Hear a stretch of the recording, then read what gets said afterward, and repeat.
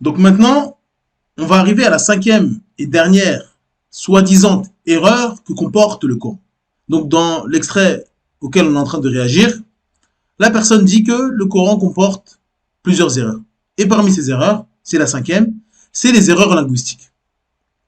Donc, dans cet extrait, il prétend que le Coran contient énormément d'erreurs dans la langue arabe. Mais malheureusement, il vient avec un argument d'autorité. Donc ça veut dire que la personne qui vient devant nous pour nous dire que le Coran comporte des erreurs dans la langue arabe. Bien sûr, il faut qu'on ait en tête la manière dont il a parlé arabe dans les extraits qu'on a vus précédemment. Il a voulu réciter un verset en arabe, c'était catastrophique. Donc une personne qui parle comme ça en arabe, c'est compliqué de la prendre au sérieux lorsqu'elle nous dit que le Coran comporte des erreurs dans la langue arabe. On est sûr à 1000% que lui ne peut pas détecter ce qu'est une erreur ou non dans la langue arabe. C'est-à-dire que si on lui parle arabe et on fait une faute à chaque mot, il ne pourra pas savoir. Je pense même si on lui parle perse, il va croire que c'est de l'arabe. Donc lui, il n'y a aucun doute qu'il n'a pas les compétences requises pour dire si le Coran comporte des erreurs ou pas. Donc qu'est-ce qu'il fait? Parce qu'il est obligé, parce que les gens de la passion, ils ne peuvent pas être humbles et dire bon, je ne rentre pas dans ce sujet vu que je ne le maîtrise pas.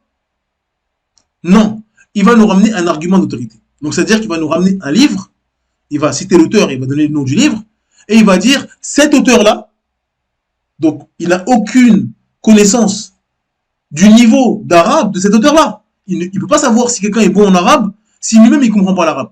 Quelqu'un qui n'a jamais entendu parler de l'anglais, il ne sait pas ce que c'est l'anglais, il ne connaît pas les règles grammaticales de l'anglais, il ne peut pas nous dire si Shakespeare c'est de l'anglais qui est de haute qualité, on va dire. Un anglais qui est éloquent et qui est bien parlé. Il ne peut pas savoir, il ne peut pas dire ça c'est bien, ça c'est pas bien, s'il ne connaît pas. On ne peut pas donner des bons points ou des mauvais points à quelque chose alors qu'on ne maîtrise pas de base la chose. Donc il va nous mentionner un livre, parce qu'il a dû chercher sur internet, il a vu que quelqu'un a écrit un livre où il prétend qu'il y a des erreurs dans le Coran, et il a balancé ça comme ça.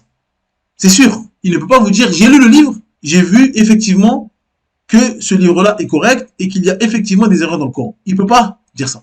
Donc c'est un argument d'autorité sans science. Et donc, il ne donne aucun argument. Donc c'est-à-dire qu'on ne peut pas aller voir si ce qu'il dit est vrai, à moins d'acheter le livre. Donc c'est-à-dire qu'on doit aller faire quelque chose d'autre. On doit aller acheter le livre, on doit le lire, et on doit revenir à la vidéo. Alors que normalement, dans la vidéo, tu dois nous prouver que l'islam est faux. Tu nous dis que l'islam comporte des erreurs. Tu nous dis qu'il y a des erreurs dans la langue arabe.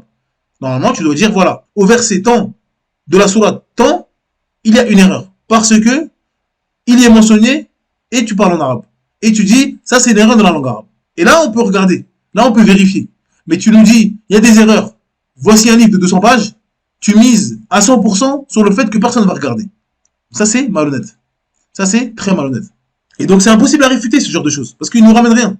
Il nous dit, allez lire le livre. Vous allez voir, il y a des erreurs. D'accord? Donc, c'est que de la prétention. D'accord? Si le Coran contient autant d'erreurs dans la langue arabe, pourquoi ne pas nous en avoir donné une? S'il y a 200 pages d'erreurs, il fallait nous en donner une seule.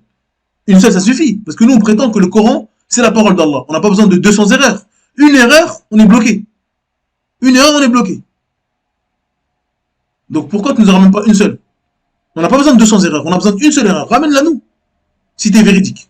Donc vu qu'il n'y a pas d'argument de base, il n'y a pas d'argument à réfuter. Mais, encore une fois, on va quand même rebondir sur leur malhonnêteté et on va essayer de tirer des points importants pour notre croyance en tant que musulmans. Et aussi si un jour une personne vient en face de nous et nous prétend qu'il y a telle et telle erreur dans le Coran. Donc peut-être que cette personne-là va mentionner un verset.